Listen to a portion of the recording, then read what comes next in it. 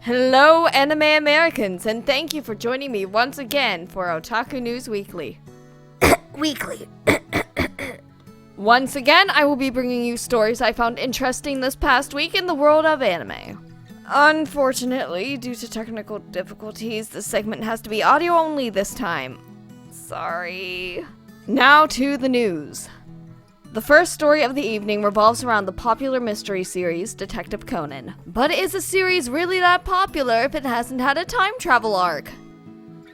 That's right, Detective Conan is getting a spin-off time travel series in order to teach young readers about Japanese history. The series is slated for 12 volumes, publishing 3 at a time, starting on November 29th. The idea of the series is that Conan teaches his readers about history by using devices to communicate with time travelers who have been transported anywhere between the Jomon period, which is from 14,000 to 300 BCE, all the way up to somewhere in the Showa period, which is 1926 until 1989. Now, this is, in my opinion, this is kind of a cute idea, but it's unbelievably cheesy. And no TARDIS in sight, which is such a ripoff. Next, if you consider yourself to have a very particular taste in anime, a refined weeb palette, if you will, then I have great news for you. Himouto Umaru-chan, which is now in its second season called Umaru-chan R, is getting a well-deserved sequel manga. Umaru-chan G is set to be released by 7 Seas in May of 2018. I am so excited for yet another addition to the best manga and anime series ever conceived. Why stop at R and G? I demand the whole alphabet. Long live Umaru! Speaking of highly anticipated releases, the 7 Deadly Sins Knights of Britannia game has been given a release date.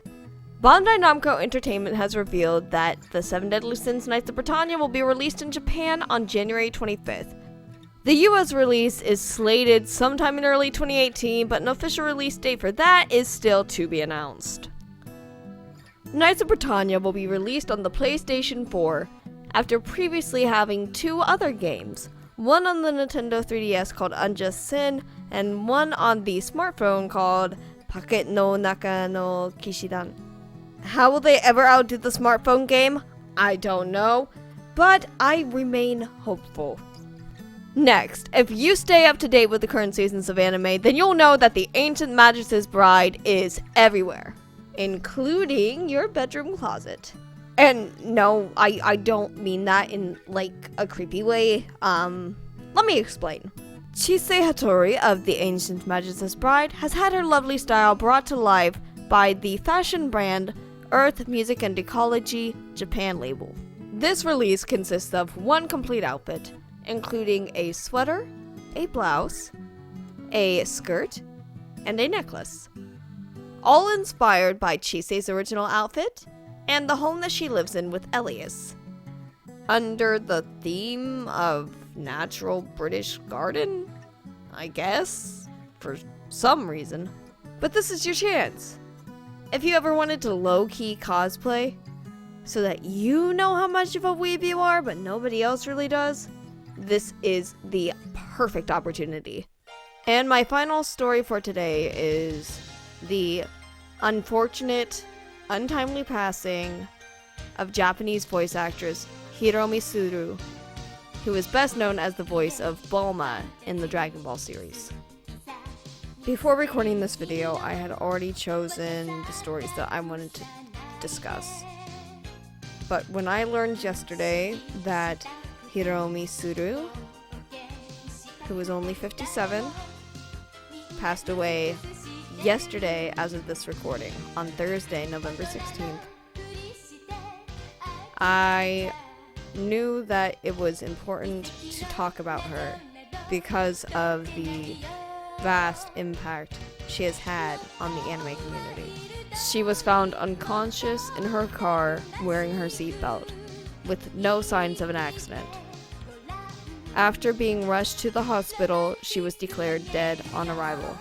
Her cause of death was determined to be an aortic dissection, which occurs when an injury to the aorta, whether by physical injury or disease, allows for blood to flow between the layers of the aortic wall, therefore forcing the layers of the aortic wall to break apart.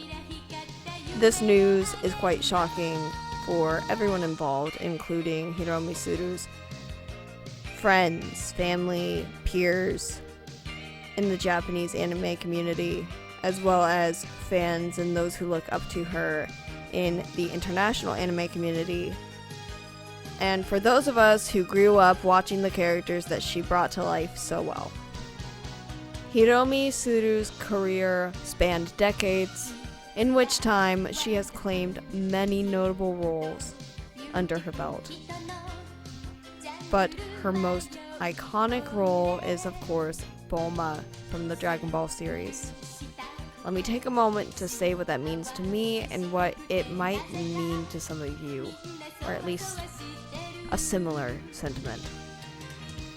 Dragon Ball was one of the very first anime that I ever saw.